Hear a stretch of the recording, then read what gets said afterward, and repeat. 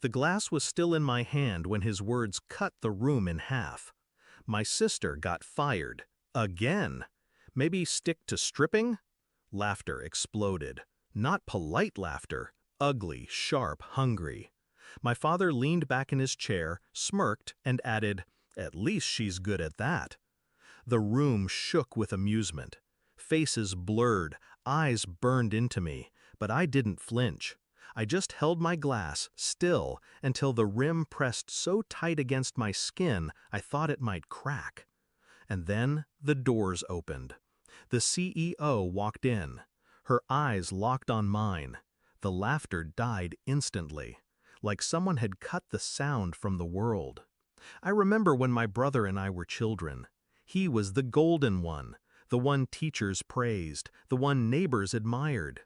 I was the shadow, tolerated but never celebrated. He played piano. I wrote stories. He wore medals. I wore bruises no one asked about. Dad loved him. Dad endured me. When I stumbled in my career, they turned it into a running joke, a script they repeated until the words weren't words anymore, just weapons. You'll never stick to anything. You're fragile. You're worthless. But I endured, quietly, and when I fell, I learned to fall silently. The promotion party was his kingdom. He'd earned a high seat at the company.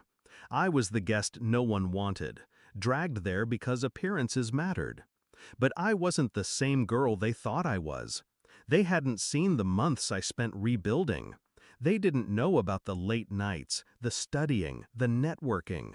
They hadn't seen me walk into an interview for the same corporation that worshipped my brother, and walk out with a contract. Not as an employee, as a consultant, directly hired by the CEO. That night, when their laughter drowned me, I didn't answer. I didn't need to, because my revenge was already written. I noticed the CEO's gaze lingered, longer than anyone else's. She crossed the room, ignoring my brother's attempts to charm her, ignoring my father's outstretched hand. She came straight to me. "Glad you could make it," she said. Her voice carried, sharp and deliberate. "We've got a lot of work ahead." Silence. Confusion.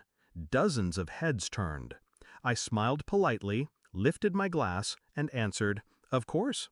Congratulations to my brother, by the way. I'm sure he'll be thrilled to know we'll be working closely." The look on his face was priceless. Confusion curdling into disbelief. They thought my failures defined me. They thought my silence was weakness. But silence is sharper than any scream when you know how to use it. I never corrected their assumptions, never defended myself. I let them believe I was sinking while I was quietly building a foundation beneath their feet. My father's laugh died first. He leaned forward, eyes darting between the CEO and me, like he'd missed the punchline. My brother tried to recover, tried to make a joke. "Wait, what? You two? You know each other?" The CEO cut him off. "Know each other? She's one of the best strategists I've seen in years. Without her, half of what you're celebrating tonight wouldn't exist." Every word landed like a hammer. Every second stretched like a blade. The guests shifted uncomfortably.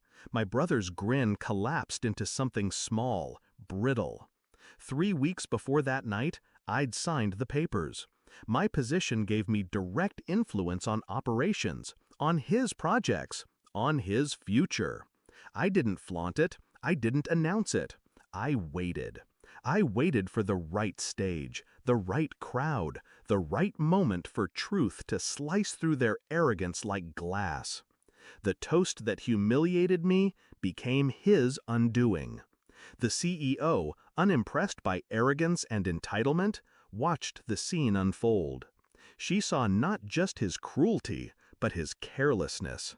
And she saw me, calm, composed, unwilling to be rattled.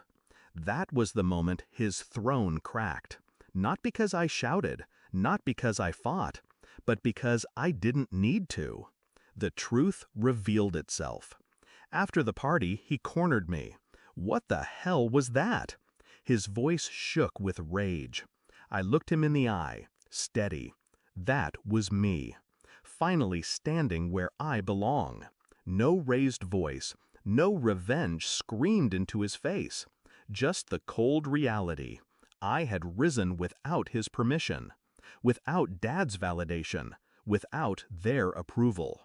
I left him there drowning in his own reflection. Now, when I think about that night, I don't hear their laughter anymore. I hear the silence that followed. Heavy, shaken, humbling. For years they mocked me for falling. They never noticed I was learning how to rise. And that's the sweetest part of revenge. It's not about destroying them. It's about letting them destroy themselves. When they realize the person they underestimated was the only one they should have feared.